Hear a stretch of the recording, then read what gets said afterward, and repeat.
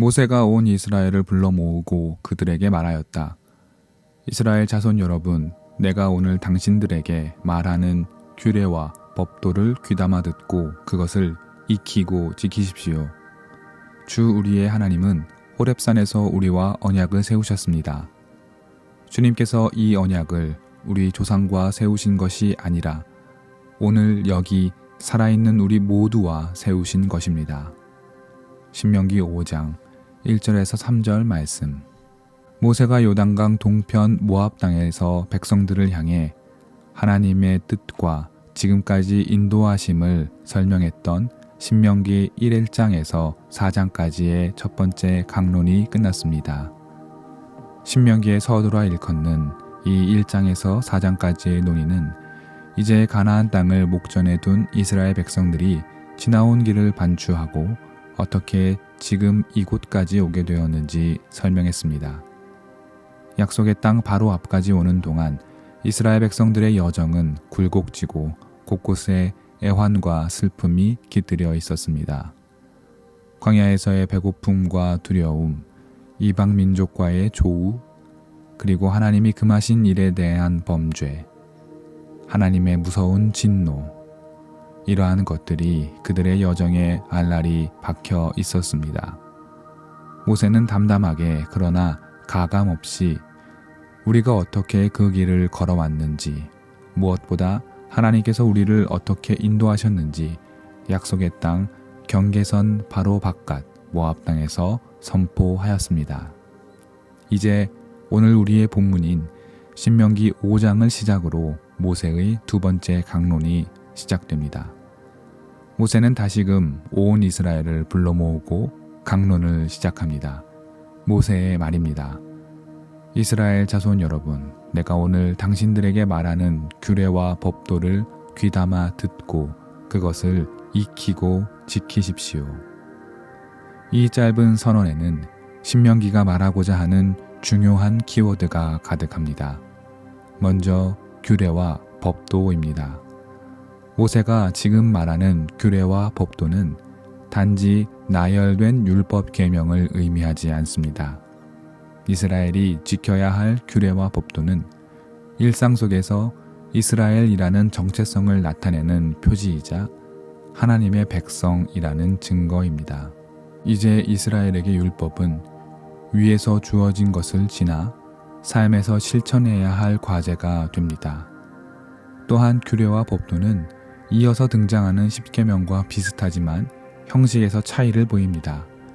십계명이 선언적이고 총괄적인 율법의 지침이라면 규례와 법도는 일상의 영역에서 지키고 따라야 할 율법 지침입니다. 가령 어디서 예배를 드려야 하는지, 금지된 풍속은 무엇인지, 11조를 어떻게 구별해야 하는지, 빚을 면제해주는 규정과 방법은 무엇인지에 대한 설명과 같은 것들입니다. 모세는 이렇듯 가나안 땅으로의 입성을 목전에 둔 이스라엘 백성들에게 삶의 지침 하나하나를 잊지 말 것을 당부하고 있으며 무엇보다 그 일상의 모든 영역에서 하나님을 잊지 말라는 의지가 담겨 있습니다. 다음으로 모세의 말 가운데 귀담아 듣고입니다. 모세는 5장 1절에서 규례와 법도를 귀담아 들어야 한다고 말합니다. 귀담아 들어야 한다는 모세의 말은 6장 4절에서 9절까지 등장하는 이스라엘의 율법 계명을 실천하는 묘사이자 하나의 문학적 패턴인 유대교 신앙에서 매우 중요한 맥락을 갖는 들으라 이스라엘, 즉 쉐마의 예고편이기도 합니다. 쉐마라는 것은 들으라 이스라엘이라는 뜻이고 지금도 유대교의 아침 기도문에 등장하는 표현일 정도로 매우 중요한 개념입니다. 이스라엘은 자신들이 들어야 할 것, 즉 하나님의 계명과 법도들을 매일 되새기고 몸과 마음에 새겨서 하나님의 말씀과 그 뜻을 들어야 하고 알아야 하는 존재들임을 모세는 5장 1절을 통해 말해주고 있습니다. 마지막으로 모세는 하나님의 규례와 법도를 익히고 지킬 것을 말합니다. 주님의 말씀을 귀담아 듣는 쉐마는 반드시 익히고 지키는 것으로 귀결됩니다. 앞서 나누었듯 규례와 법도는 상징적이고 은유적 계명이 아니라 이스라엘의 일상에 매우 있다 있는 일상 규례와 법도입니다. 일상에서 매일같이 반복되며 새겨야 하는 것이기에 주님의 가르침은 몸에 익히는 것입니다. 몸에 익힌다는 것은 나의 손짓과 발짓, 몸의 행동을 단정히 하고 말을 가리며 때와 시에 맞춰 주님이 정하신 일을 한다는 뜻입니다. 우리가 주님의 규례와 법도를 몸에 익혀 지킬 때 마음을 어지럽히는 과도한 몸집이 틈탈 여유가 없을 것입니다. 오늘날 무수한 교회가 세상의 지탄이 대상이 된 이유가 무엇이겠습니까? 주님의 말씀을 듣고 외우고 배웠지만 그 말씀을 몸에 익히고 그것을 지키는 데 소홀히 여긴 것이 아니겠습니까? 모세는 이스라엘 백성들 앞에서 주님의 법도와 규례를 귀담아 듣고 그것을 익히며 나아가 지킬 것을 바로 주문합니다. 귀담아 듣고 익히며 지키는 것은 신앙의 기본이며 어쩌면 전부라 할 수 있습니다. 훗날 사도 바울 역시 그의 로마서 2장 13절에서 하나님 앞에서는 율법을 듣는 사람이 의로운 사람이 아닙니다. 오직 율법을 실천하는 사람이라야 의롭게 될 것이기 때문입니다. 라고 말했음을 우리는 기억해야 합니다. 주님의 규례와 법도를 듣는 것에서 그치는 것이 아니라 듣고 익혀 행하는 것이 중요한 것입니다.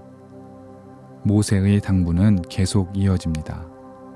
주 우리의 하나님이 호렙산에서 이 언약을 세우셨고 이 언약은 우리 조상과 세우신 것이 아니라 오늘 여기 살아있는 우리 모두와 세우신 것이라 말합니다. 주님께서는 율법을 우리와 함께 세우셨는데 이 율법은 지금 모압 평지에 서 있는 이스라엘 백성들의 선대, 그러니까 과거 출애굽을 경험하고 광야에서 죽은 선대의 조상들과 세운 것이 아니라 바로 지금 여기에서 서 있는 여러분과 세우셨다고 모세는 말합니다. 매우 의미심장합니다. 출애굽을 문학적 이야기의 순서로 놓고 보았을 때에 주님은 출애굽 후 시내산에서 계명을 주셨습니다. 그리고 주님의 율법과 율례와 법도를 그들에게 가르치셨습니다. 그리고 그 옛 세대는 이미 광야에서 모두 죽은 후입니다.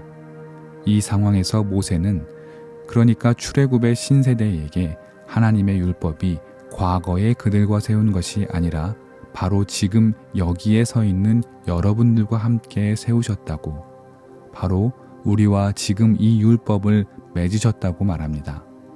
주님과 백성들 사이의 관계가 과거에 멈추어 있는 것이 아니라 바로 현재에 속한 것임을 보여주는 대목입니다. 모세는 모압 평지에서 주님의 규례와 법도를 들려주며 새로운 시대의 시작이 열리고 있다 말합니다. 주님은 이 세대와 함께 율법을 세우고 이제 새로운 약속의 땅으로 들어가 하나님의 뜻대로 살 것을 말씀합니다. 주님의 법도와 규례를 지키는 것, 그리고 오늘 우리와 맺으신 언약을 기억하는 것, 이것이 신명기 시대의 이스라엘의 거룩한 몫이었습니다. 우리도 이와 같이 오늘 우리에게 말씀하시는 주님을 기억하고 나의 일상에서 지켜야 할 주님의 법도와 규례가 무엇인지 돌아보면 좋겠습니다.